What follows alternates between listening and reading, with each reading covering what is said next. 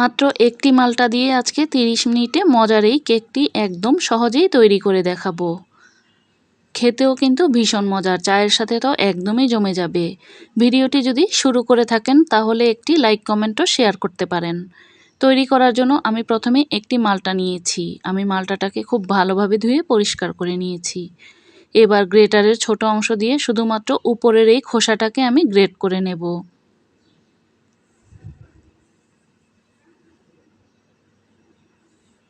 খুব বেশি নেয়ার দরকার নেই, আমি এই পরিমাণ নিয়েছি।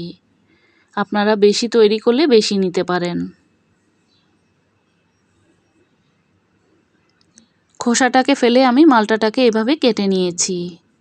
এবার ব্লেন্ডার জারের মধ্যে আমি 2টি ডিম ভেঙে নিচ্ছি। একদম কম সময়ে কিন্তু আজকের এই কেকটি তৈরি করে দেখাবো। দিয়ে দেব 2 চিমটির মতো লবণ। চিনি দিয়ে দেব হাফ কাপ।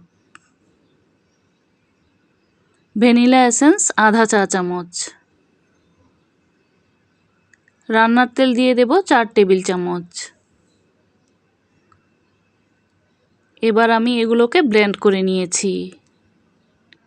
এগুলো ব্লেন্ড করে নেওয়ার পর দেখতে এই রকম হয়েছে। এবার কেটে রাখা মালটাগুলোকে দিয়ে দেব। দিয়ে আবার একটু ব্লেন্ড করে নেব।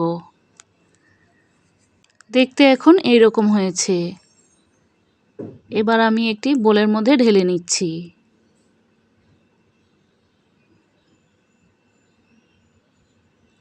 আধা কাপ ময়দা আর 2 টেবিল চামচ কর্নফ্লাওয়ার নিয়েছি আমি। এবার শুকনো উপকরণগুলো কিন্তু ভালোভাবে চেলে নিতে হবে।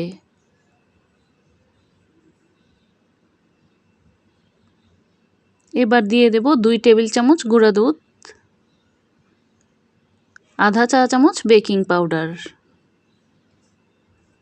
1 চিমটির মতো বেকিং সোডা। এগুলোকে এবার চেলে নিচ্ছি। চেলে নেওয়া হয়ে গেলে উপরে মালটার খোসাগুলোকে দিয়ে দেব। এবার হ্যান্ড উইক্স দিয়ে নাড়াচাড়া দিয়ে খুব ভালোভাবে মিশিয়ে নিচ্ছি। কেকের এই মিশ্রণটা দেখতে এই রকম হয়েছে।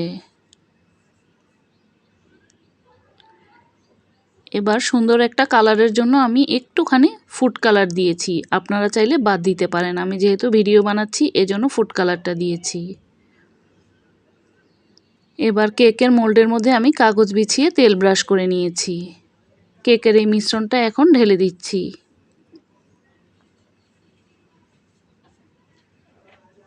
আমি একটি টুথপিকের কাঠি দিয়ে এইরকম নাড়াচাড়া করে দিচ্ছি যেন ভিতরে কোনো রকম বাতাস থাকলে বের হয়ে আসে। পাতিলের মধ্যে আমি স্ট্যান্ড দিয়ে 10 মিনিটের জন্য পাতিলটাকে গরম করে নিয়েছি। আজকে আমি চুলায় তৈরি করব, এজন্য চুলার মধ্যে এই কেকের মোল্ডটাকে বসিয়ে দিচ্ছি। ঢাকনা দিয়ে ঢেকে এবার 30 মিনিট বেক করে নেব। 30 মিনিট পর ঢাকনাটা খুলে দেখাচ্ছি কী রকম হয়েছে। চুলার আঁচটা কিন্তু একদম লোতে করে আমি এই কেকটা তৈরি করেছি। এবার আমি একটি কাঠি ঢুকিয়ে দেখাচ্ছি। কাঠিটা কিন্তু একদম পরিষ্কার এসেছে। কেকটা এখন হয়ে গিয়েছে। কিছুটা ঠান্ডা করে নিয়ে এবার আমি মোল্ড আউট করে নিচ্ছি। হাতে কম সময় ছিল এজন্য একটু গরম অবস্থায় আমি মোল্ড আউট করে নিয়েছি। আপনারা ঠান্ডা করে নেবেন। কালারটা দেখে নিশ্চয়ই বুঝতে পারছেন কতটা সুন্দর হয়েছে। এখন আমি কেটে দেখাচ্ছি। একদম কম সময়ে সহজ রেসিপিতে মজার এই মাল্টার কেকটি তৈরি করে দেখিয়েছি। প্রত্যেকটা কামড়ে কামড়ে কিন্তু মাল্টার স্বাদ গ্রান দুটোই পাবেন। যাদের বাসায় ছোট বাচ্চা আছে তারা টিফিনে দেওয়ার জন্য এই ধরনের কেক কিন্তু তৈরি করে রাখতে পারেন। বাড়িতে তৈরি কেক কিন্তু খুবই স্বাস্থ্যসম্মত। চায়ের সাথে খেতেও কিন্তু ভীষণ ভালো লাগে। আজকের মতো এখানেই বিদায় নিচ্ছি। আবারও দেখা হবে নতুন কোনো রেসিপি নিয়ে।